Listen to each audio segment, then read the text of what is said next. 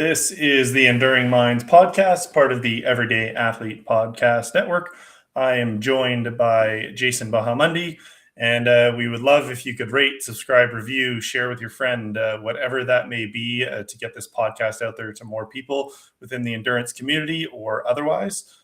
We would very much appreciate that. Jason, how are you, my friend? I'm good. I saw that I tagged you before we started recording this morning on Instagram because I had a conversation with Lori about perfectionism and how I sometimes get crippled by, oh, it's got to be perfect, it's got to be perfect. And I thought to myself, we always say comparison is the thief of joy. Well, comparison is the enemy to connection was the thing that I came up with. And so I love the fact that and I'm pointing you out personally and as loudly as I can on this show for helping me show more imperfection, show more vulnerability, because it has given me a strength that I didn't know was there because I was trying to be so perfect for everybody else instead of being myself for myself, which will allow people to connect. So I'm opening the show with a big thank you is what I'm doing. I appreciate that. I think that's the biggest thing that I realized in me sharing my story is the connections that I've made because of it. Our guest being one of them today, which we'll get into. But I think that's the beauty of it is you just draw more people in that are meant for you, and I think that's the best part about it is because you're being so much more yourself that you're attracting these individuals that want to be a part of that and want to be in that sphere. So yeah, it means a lot to hear you say that. Yeah, and dude, I published a blog post this morning, or published it yesterday, but it just went out on Instagram about one of our guests whose episode came out on April 1st with Vic, and he's one of 3 of the people under 30 that have influenced me. And they teach an old dog new tricks type of thing, right? You don't learn new lessons, but man, he taught me something, and it just goes to that point, right? Open yourself up, and you'll attract the people that you need in your life. Yeah, absolutely. I mean, I'm even struggling with this whole social media thing the last little while. I've had a few friends reach out, say they're dumping Instagram and they're just sending their contact and they're saying, if you want to connect, let's connect. And it's definitely got my gears turning as to, how I'm showing up and why I'm showing up. And if I want to keep showing up, it's definitely, it's got me thinking, that's for sure.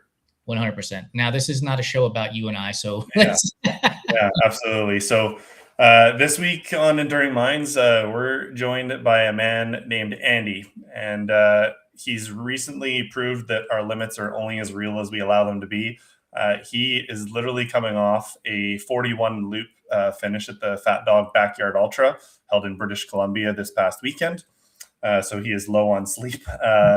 Andy or Andreas, however you want to, however you know him. He's a Lululemon Run ambassador. He is the leader of Habitual Run Club in Abbotsford, as well as a volunteer firefighter, small business owner, father. He's been through his own personal traumas. He is a very strong advocate for discipline, building habits, as well as how he just stays grounded in the world. So without further ado, I'd like to welcome Andy to the show. Cheers. Good morning, guys. Thanks for having me. Yeah, thanks for joining us on your sleep deprivation journey that you're currently experiencing with multiple naps and lots of food. Yeah, man, it's crazy what these backyard ultras do to your body. I'm just really glad this is not a standing up podcast because I'm not doing a lot of that in the next few days. That's for sure. Surprised your feet aren't up the wall right now. I mean, they would be if the viewers are all right with that. Maybe we can switch. Yeah. So we like to start a show with a very straightforward question. Who is Andy? Very straightforward. Who am I? I'm a 33-year-old husband and father of 2 young, beautiful girls who are my world. My family is my everything. I'm a firm believer in Jesus Christ. My faith is important to me. I'm an ultra runner. I'm an electrician, an auxiliary firefighter, and I'm someone as of lately who just, the last few years, who just likes to really push myself, especially in the ultra running world, but in life in general, and just really see what I'm capable of and inspire others to go beyond what they think their limits are. I aspire to inspire. I'm also a Lululemon run ambassador here in Abbotsford. I lead a run club outside of a local cafe here in town, and I don't know, man. I'm an uncle. I'm Andy. This question has been such a door opener to who the person that we're talking to is. And Evan, you'll have to correct me if I'm wrong, but I don't recall an answer that was literally who I am down to what I do. And I think that that is amazing because oftentimes people will start with, I'm a runner or I'm an engineer, the things that they do as their identifier. But for you, it was, I'm a 33-year-old husband, father of two. Why was that the thing that came out first, do you think? My family's my everything, man. Everything that I do comes back to my family. If even with the job I work, I know you said I was a small business owner. I'm actually the operations manager for a small electrical company, and one reason that I'm so happy to be at the company that I'm at is the flexibility that the job provides, and the fact that it allows me to take days off and be with my family if I need to be, or to clock out and take a longer lunch break and come home and see my girls. Even with my ultra running, I wanted to run the backyard ultra I just did. I wanted to do the one in April in Sycamoose, but just the logistics behind taking my family and traveling and all that, it's like, this makes more sense for my family. I can inspire my family here in town. I've got extended family around here. Most decisions I make in my life come back to my family, and my girls are, I have a 4-year-old and a 5-month-old, and they're at such a young, vulnerable age. And I don't know, man, if I don't know, Evan, I know you're a dad. I don't know about you, Jason, but when you have kids, like that becomes, I'm okay with being a father as like the number one identity that I have, a father and a husband. My family's my world. I don't know. Yeah, I mean, you and I relate on that pretty heavily. I mean, my girls are 11 and 8 now, and I went from running with them in a stroller, being pushed, to now they're cruising on a 5K with me and Come on. running up the berms and wanting to go twice. Yeah. Yeah, it's one of those things that's very hard to describe. You have to live it to really truly understand it, I think. And you talk about races, and you talk about family and everybody being there with you. What's it like to have your girls see you push through something like a backyard ultra? Oh, it's so fun. My oldest, my 4-year-old, she's really starting to understand what's going on, but she's still a little young to really know what 100 miles means, or what 41 hours actually means. But she gets it. Like, she slept overnight, she comes back, you're still going. And she has a hat that we bought her once that says "Never give up," and that's just something that I try and drill into her mind, um, as she grows up. When anytime she comes across something hard or difficult, it's like, hey, remember, like, you can do hard things. Like, do not give up. You're not someone who gives up. And just trying to make that her identity. Um, Kids are so, at that age, their mind is so easy to mold. Like, when we get to our age, it's so much harder to change our mind frame and our mindset. And I recognize that they're the next generation. We live in a messed up world right now. And there was a time in my life where I genuinely, me and my wife thought, like, do we want to bring kids into this world? But like, actually, yeah, we do, because if we can be the kind of parents who inspire them and give them the right building blocks, then they're going to be the kind of kids who can change the world and who can inspire others.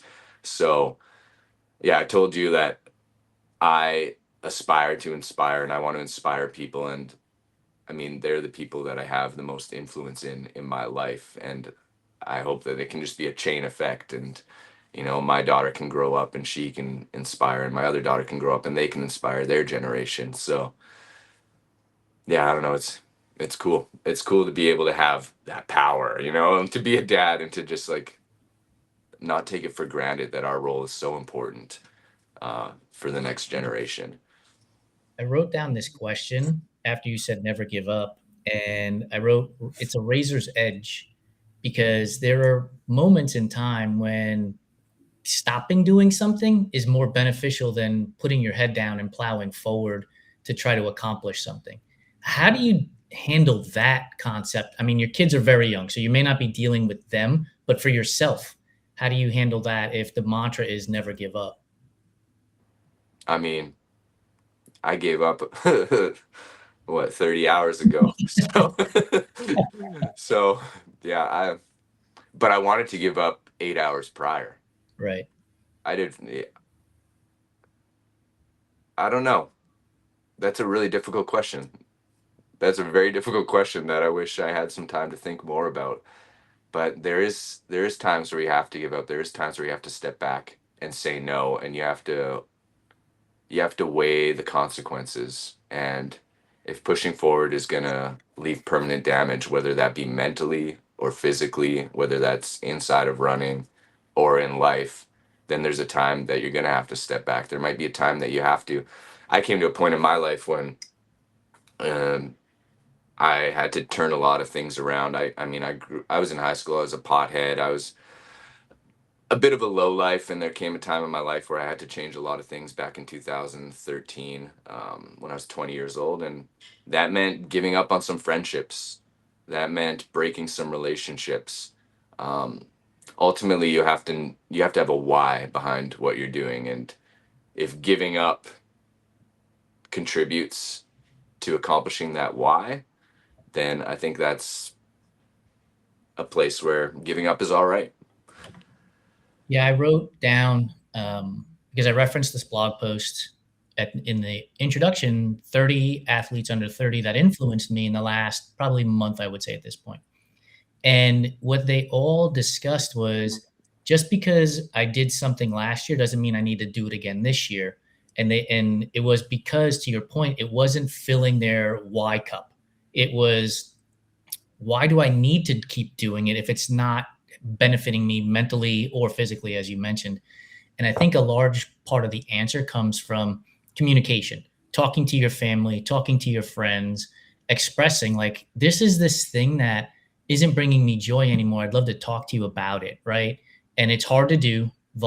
Being vulnerable is not the easiest thing. But I think when we communicate with each other, that opens doors to, I was going to say experimenting, but it's explore the why. And then maybe the why gets stronger and you keep going forward with it because you're like, okay, this is the thing that I do want to do. And so I think that's the answer. I don't know that there is one like concrete answer for that question. It'd be nice if there was. It would make it would make making those decisions a lot easier. Yeah. The why question. Why running? For me, um, we can go all the way back to grade one, and my PE teacher, he was so passionate about running, and I don't know what it was, but he just wanted to get all his students into running. And so there's a local 5K put on by the police department in town, and every year he'd be like, guys, get out there and run. And I loved it back then. I loved going running. He got us into cross country back in elementary school. Loved it. um, but I wasn't like a lifetime runner at all. I grew up playing soccer after that. I played football for 4 years as well. I always loved sport. I always loved activity. I love competition. I am a competitive dude. I love to sit down, play some Settlers of Catan, and whatever game. I'm a poker player. I just love to compete. I love to win, and I don't hate to lose. And I think that's very important. I love to compete. I love competition. And so eventually I got married in 2014, and life was busy and I wasn't very active anymore. I wasn't playing any sports, but I could run every now and then. So I'd get out my house. I was one of those guys who'd probably try and throw down the fastest 5K he could 6 times a year. And that was my running life. And then I had some difficult times in my life. I've lost 3 people close to me to overdoses. And in the first two of those 3 incidences, I remember within 24 hours of hearing the news, I was out for a run and setting a 5K PR. And all of a sudden, I realized that this was such a good way to unload stress. And that became really important for me, just as to clear my mind. Anytime I would go through something stressful, I'd be out for a run. But I still wasn't a consistent runner at all at that point. And then in 2020, probably 2019, I was out on a hike in Abbotsford, a really steep hike in town that everyone does. And I decided on the way down to just run. And I'm a snowboarder, and all of a sudden I'm like, whoa, this is like snowboarding in the summer, like the freedom of just bombing down these hills and jumping over roots. And so I fell in love with running on the trails, and I bought a pair of trail shoes, and I started trail running more often, and started realizing that, hey, this could be a competitive outlet for me, not only like trying to beat my own personal records in different distances, or how fast can I go up the Abbey grind and can I get faster. I can enter these races, I can set goal times for myself. So finally I had this competitive outlet that was also good for my mental health. And then my daughter was born, and we had ordered a jogging stroller. And so a month after my first daughter was born, I was like, I gotta test this stroller out. And suddenly I was just in love with it, and I was running consistently every week. Signed up for my first ultra marathon because marathons are boring. And and yeah, it's just been for the last 4.5 years now, it's just been such a good um, thing for my mental health. It's been a competitive outlet, and more recently in the last year and a half, it's been filling my cup as far as community goes, and my social cup. I've realized I've met the most beautiful people through this sport. So it's become a lot of who I am, to where I want to make sure that running's a part of my life for the rest of my life, because it fills all these different holes in my life. I love when a guest gives me an answer or gives us an answer where I end up with like 4 questions, but I also hate it because I can't get to the 4 questions. But first things first, when you lost loved ones, you said you went out for a run. And the first thing I wrote down was Andy equals music or no music. So in that moment, you're processing grief. And I was wondering, like, do you process the grief in your own mind, or are you using music during that run, during that time, as a way to also process? Both, I think. I'm someone who runs with music pretty often, or podcasts in. And I also run without, and I don't participate in the debate of headphones or no headphones, because to me it's like irrelevant. I don't know. I can be listening to a podcast and completely ignoring it, or listening to music and completely ignoring it. My mind will just wander. So on those particular runs, I can't tell you whether I had music or not. I probably didn't. I was probably just in my thoughts, gritting it out, probably screamed a couple times. um, I know when the third person that I lost was already at a time when I had been running consistently, so it wasn't weird for me to go for a run, and it was my sister.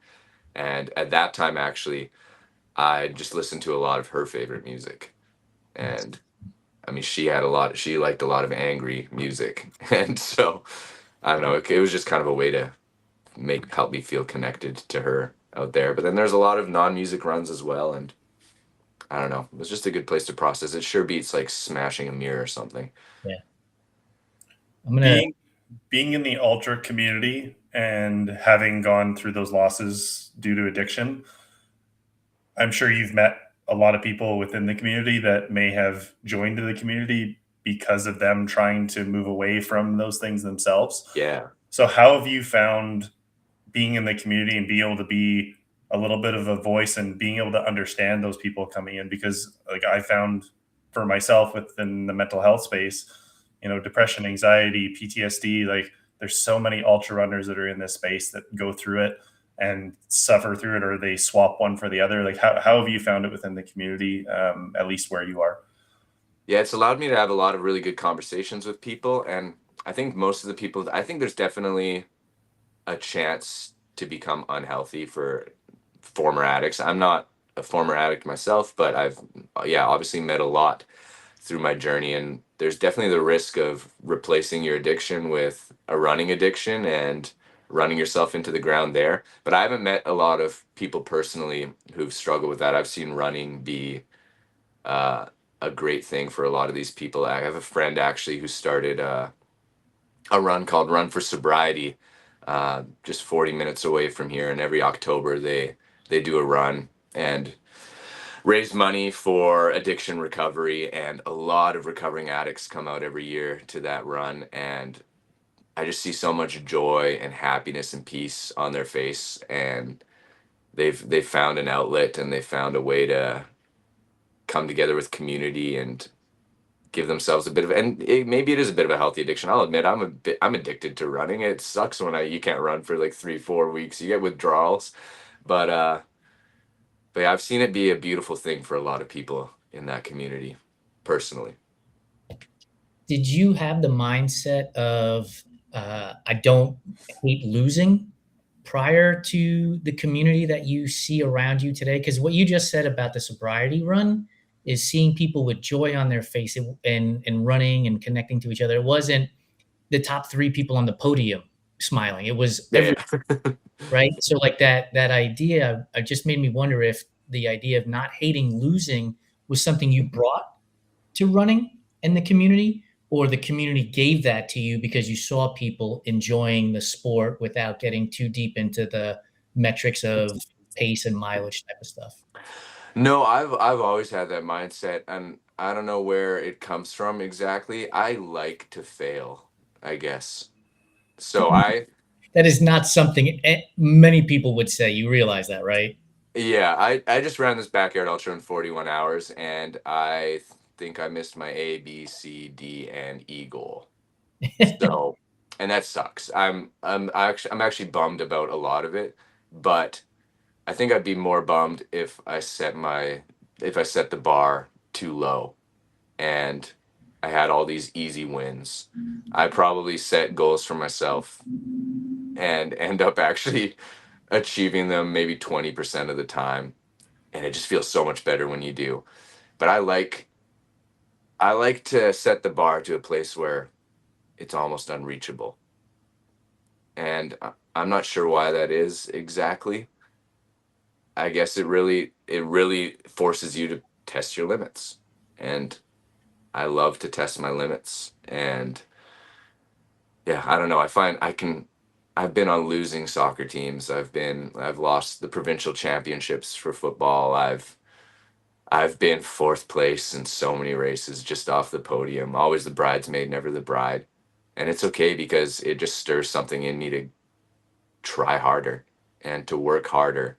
And it gives me something to work on, keeps me busy.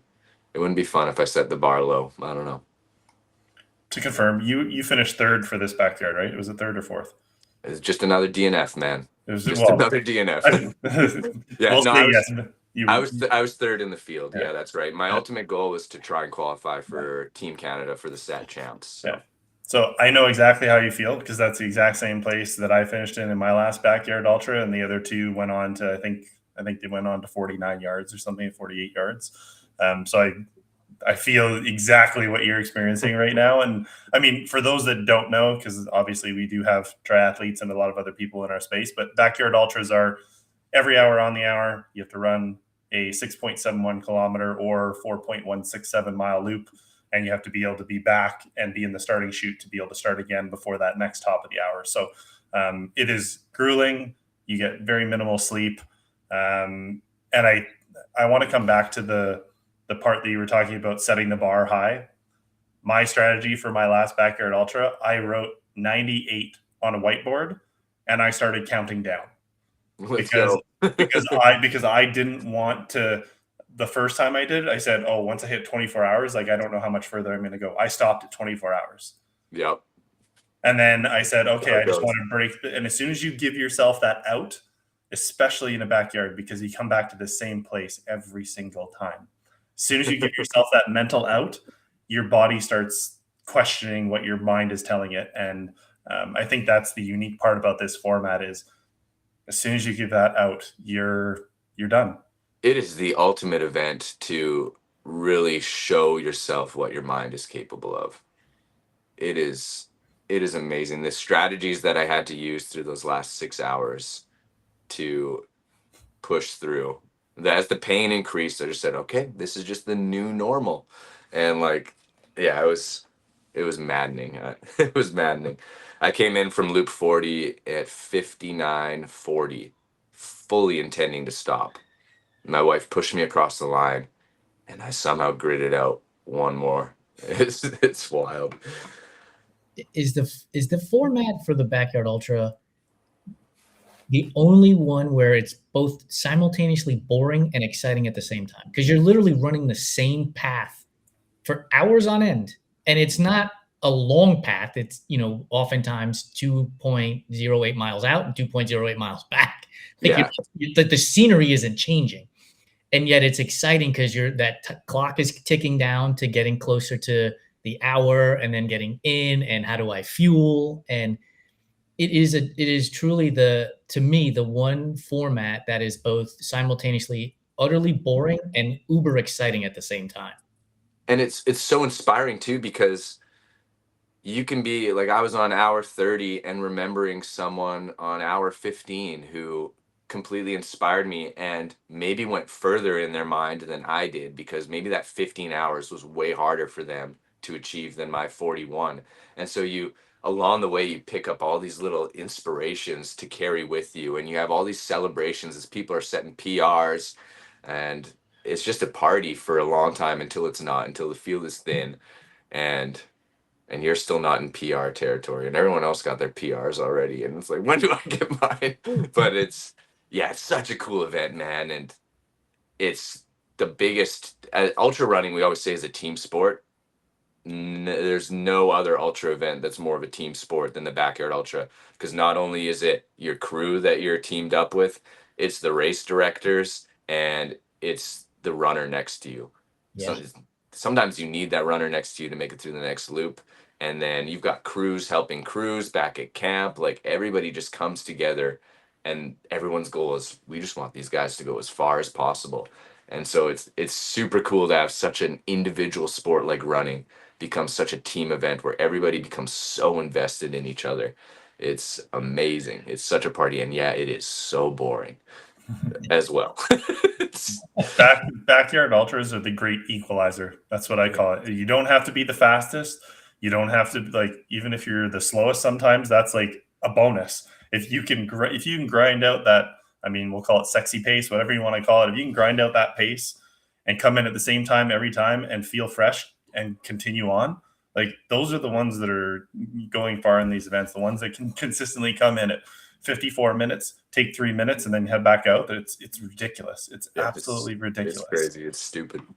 It's such a great lesson for life, though, right? Like, if you're building a business or you're doing something, like, getting bored with it helps the creativity component of building things and getting involved in it, because you're constantly repeating and testing and repeating and testing. And so it is a great lesson for life off of the course as well, in terms of, yeah, it's okay to get bored, because you're going to get creative and figure things out as well. And you do that when you're running, right? I'm going to run to this tree and then walk, and then I'm going to run to this rock and then walk, so that you can control your pace throughout the entire time, so that you can continue to go further in the event. Yeah, even stuff like, I'm gonna change my outfit the next loop into something fun. Like, you just got to do anything to make it fun. Yeah, you don't know this one, Jason, but Andy is known for his tutu. Okay. That's one of his go-to moves. That's a very big thing in the Backyard Ultra world, especially in Australia. You won't catch an Australian not in a tutu on lap 22. So I've been trying to bring it to Canada. We had 3 tutus on lap 22 this year, so it's catching on. Yeah, and I think, the Backyard Ultra, I think the unique part about it, I've done a lot of other big races and long races. You don't see anybody for hours on end. Like, you and I, Andy, like, we raced together, we ran together, we dropped out at the same time 3 years ago, and we're still connected. Like, there's 200-mile races that I didn't see anybody except maybe 2 or 3 people. I'm not connected with those people anymore. Yeah. Like, it's like this elementary school playground where you literally just get to have fun, like, do something hard together, but still, I mean, I probably told more people things that I probably haven't told other people close to me in a Backyard Ultra, when you're just running and you're sharing life stories and you're just like, you're just dumping. Dude, you get trauma bonded real quick.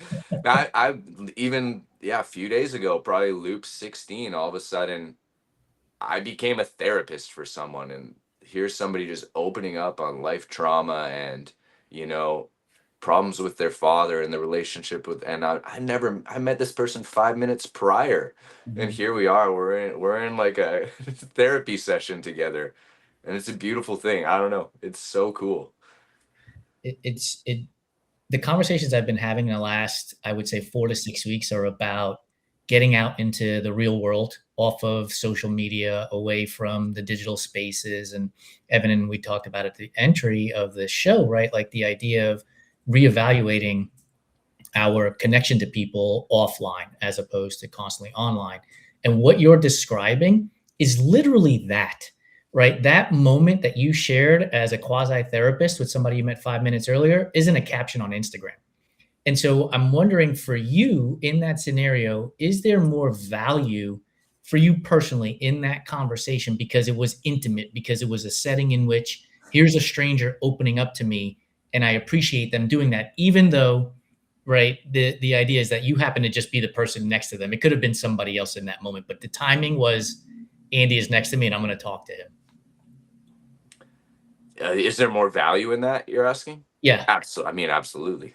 Yeah, no brainer. There's so much value in personal connection. And I used to be a morning runner. I mean, I am still a morning runner, but I used to be wake up 5 a.m. before work, get my run in, and no one ever ran with me because unless you want to show up in my driveway, then I'm running alone.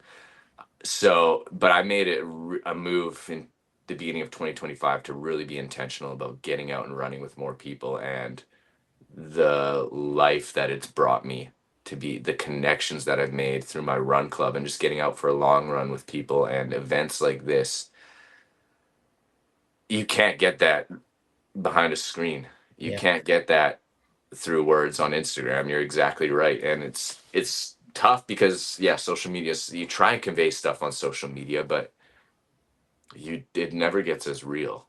Yeah. I mean, my friend put out a short little documentary about the why behind why I'm running, and he did such a good job of conveying the why behind why I do what I do, and it affected a lot of people. But still, I watch it, I'm like, but man, there's so much more to it, and like, let's just, I don't know, getting to know someone on a one-on-one basis and spending an hour together talking does way more than what social media can do.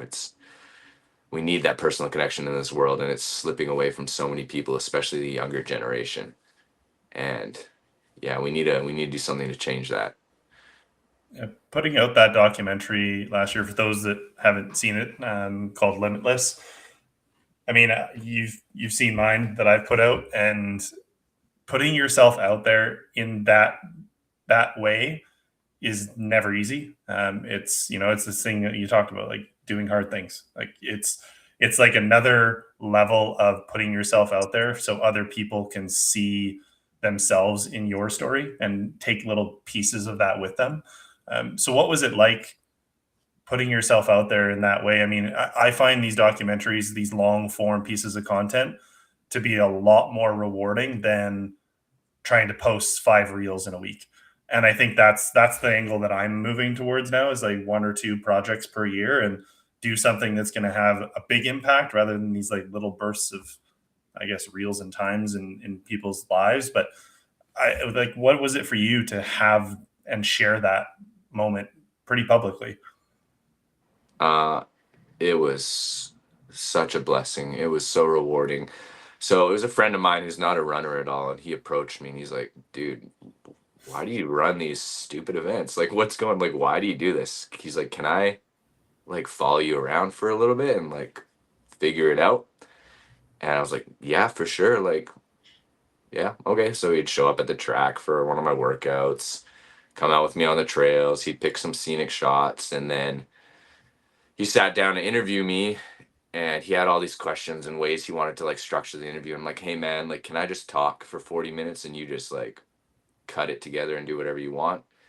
And he did that, and then he fished back and got some footage from me talking at my sister's funeral. And he showed me, he's like, "Hey man, I got to show you this and just make sure you're okay with it before I finish putting it together." And I bawled my eyes out. And I said, "Dude, you conveyed my heart through this film better than I could have in 10 minutes. So, yeah, let's get this out there because I want this to impact people's lives. And yeah, it was a bit scary being vulnerable, but I knew that the way he put it together would hit people in the right spot. And if it could inspire one person, if it could switch one person's trajectory in the right direction, it would all be worth it. And we got a lot of amazing feedback from it, from complete strangers and loved ones. And yeah, I'm very happy with how it turned out, for sure. And it's inspired me to keep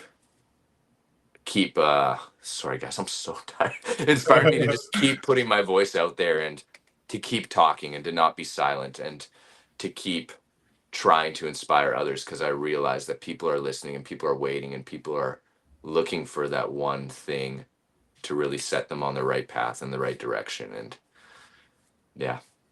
That is such a great message, Andy. A few years ago, I put out a post that took me probably about 4 to 5 months to actually publish about my disordered eating. And I've become stronger every time I talk about it. And so I wouldn't say it's easy, it's gotten easier. And I posted something on Instagram about the things I've been eating during taper week. And in there's like donuts and Swedish fish and all these things. And there are the people that are commenting like, man, I eat that all the time. But then there are the people that are, to your point, that one person who's like, thank you for sharing your story of disordered eating, because it has impacted me and has helped me.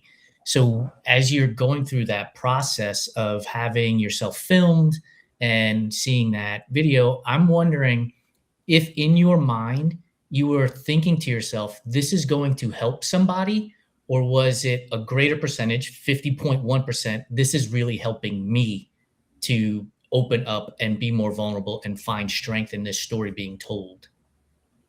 I didn't really know what it was going to turn into during the filming process. But once he put it together, I mean, it shocked me. I had no idea where he was going with this. I had no idea at all.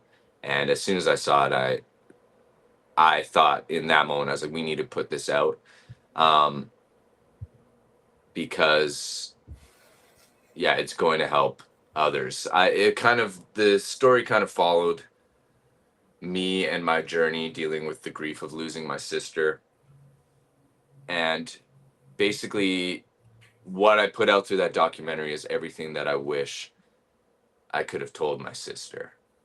And so I knew that if there's people in the same situation struggling with addiction as my sister, that if those kind of people could get hold of this message, it would hopefully have an impact in at least one of them. And I'm confident that it has.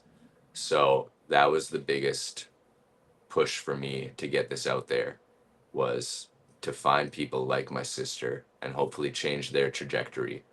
Whereas in my sister's life, we weren't able to see that trajectory change in time.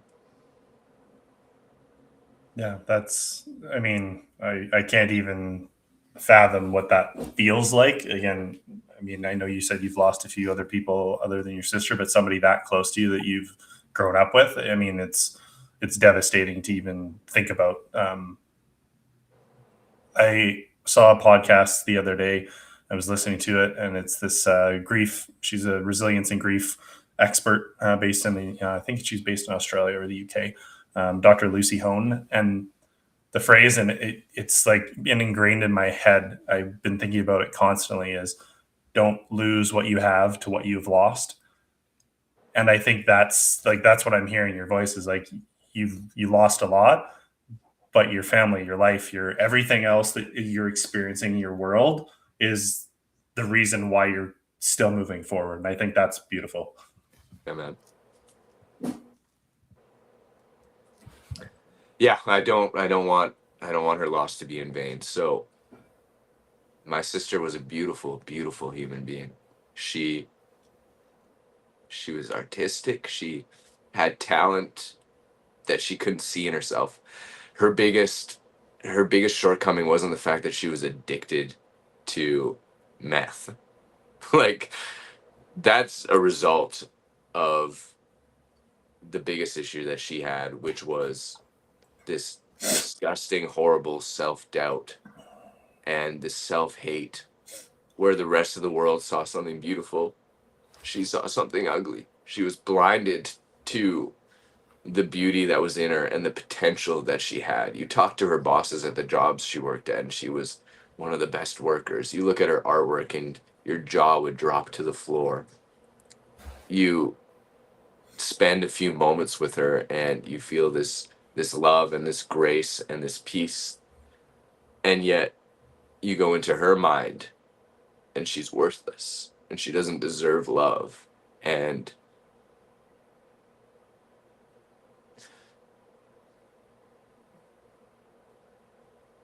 I just wanted to grab her by the shoulders and shake her and be like, Aisha, like, you're worthy.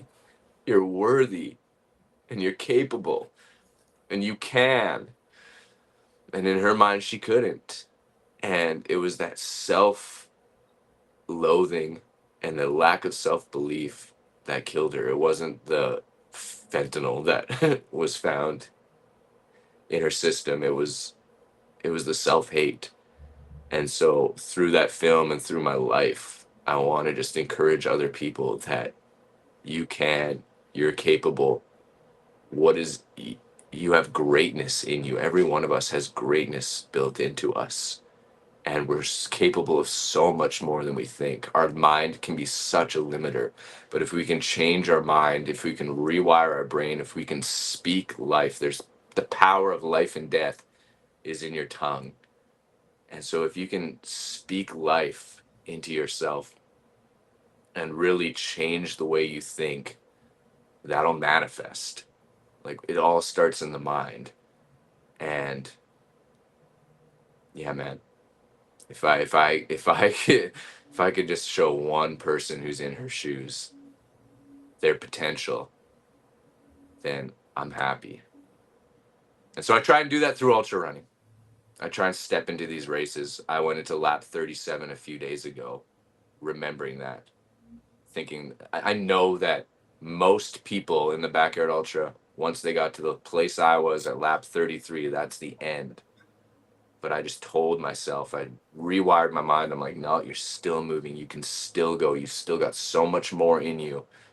Do it for people like Aisha. Do it for the person who's struggling with their job right now. Do it for the person whose marriage is broken down and thinks that they'll never be capable of loving someone again. Do it for everyone who's battling all these demons in their mind. Rewire your mind right now and just take the next step. And yeah, man, I wish she was still alive and I wish she could see me now. And I could be like, look, see what I'm doing? You could do so much more too, you know? The things we say to ourselves are so incredibly powerful.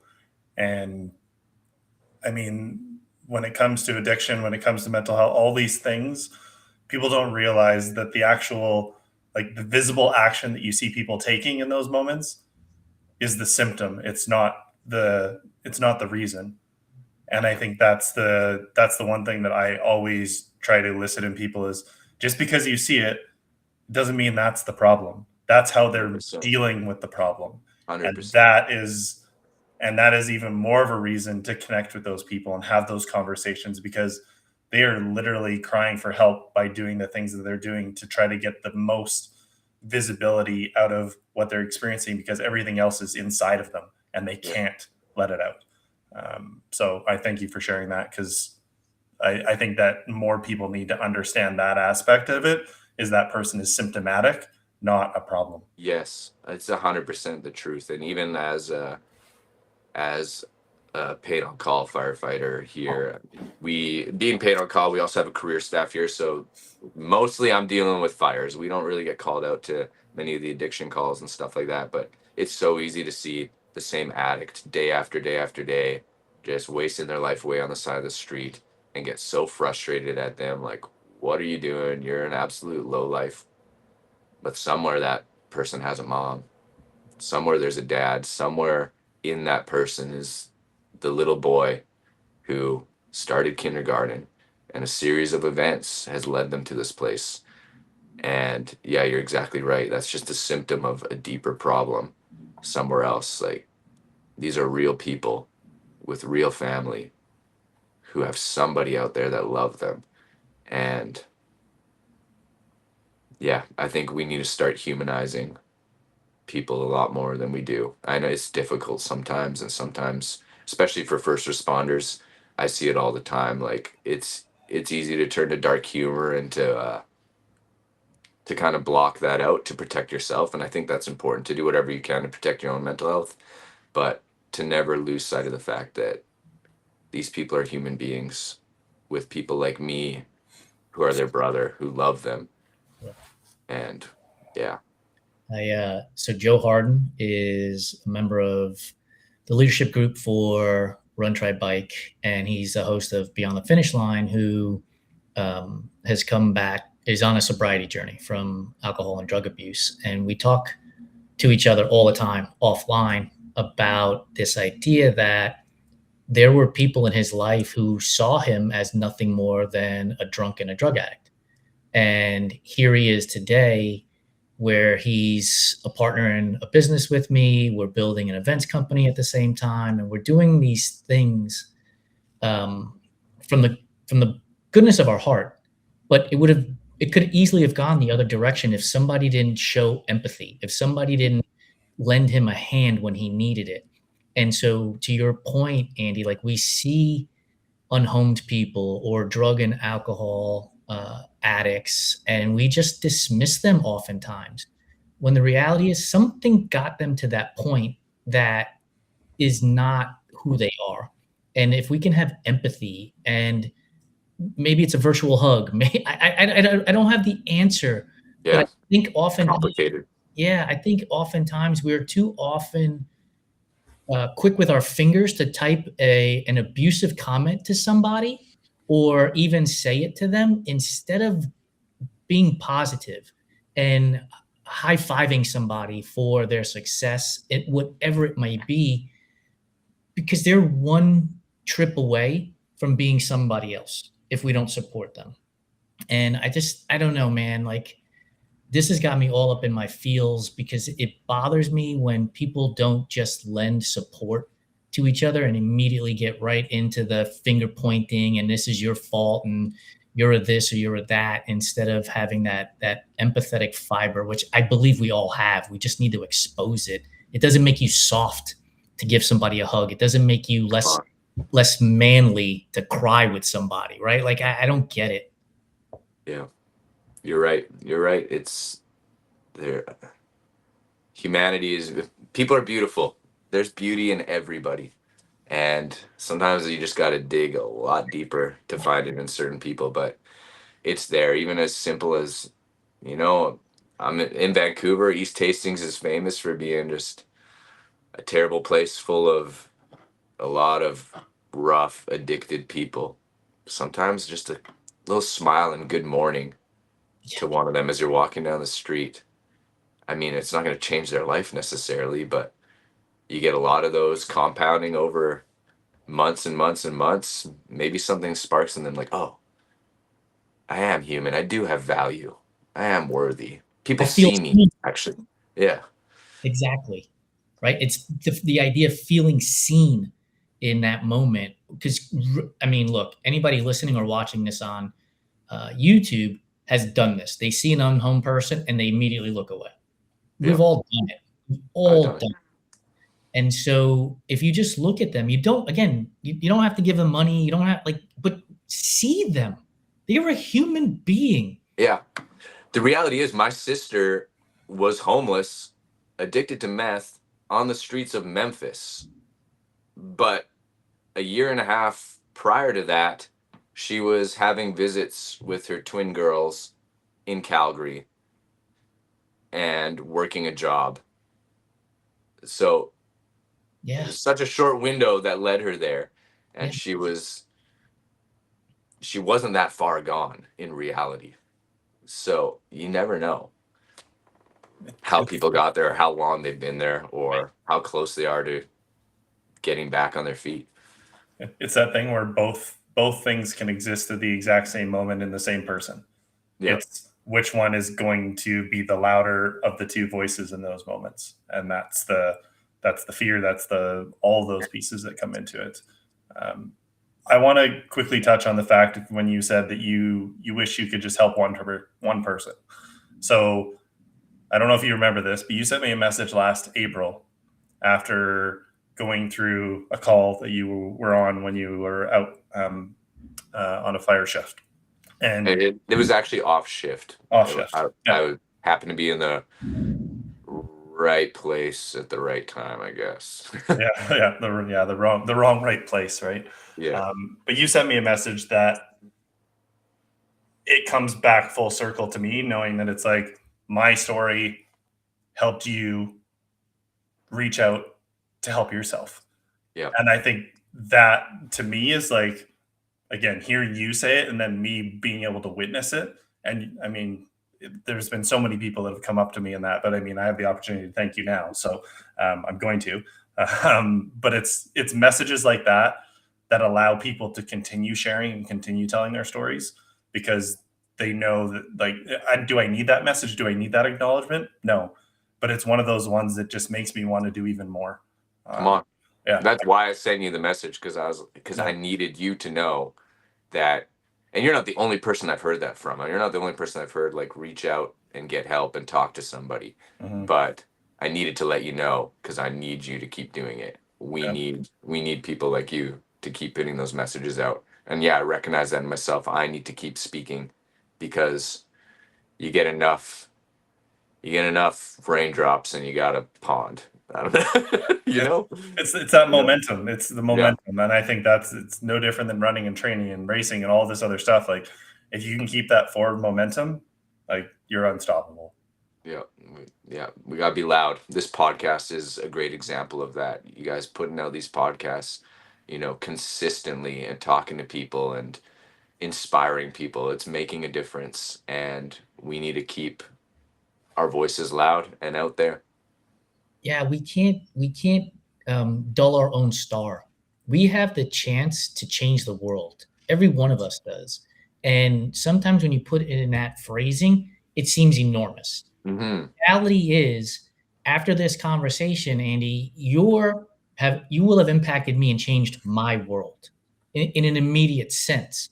And so if we can get people to think about changing the world, not necessarily on the enormity scale, but on the individual scale, have that conversation, Yeah. that person, thank you. You impacted my life. I appreciate you. I love you. Saying those things, it really does change a person's world and allows them to continue to go out there to then change somebody else's world. Yeah. And so, like, thank you for coming on this show and sharing your story, because this is going to impact me for a very long time. And that means I'm going to impact somebody else's life for a very long time.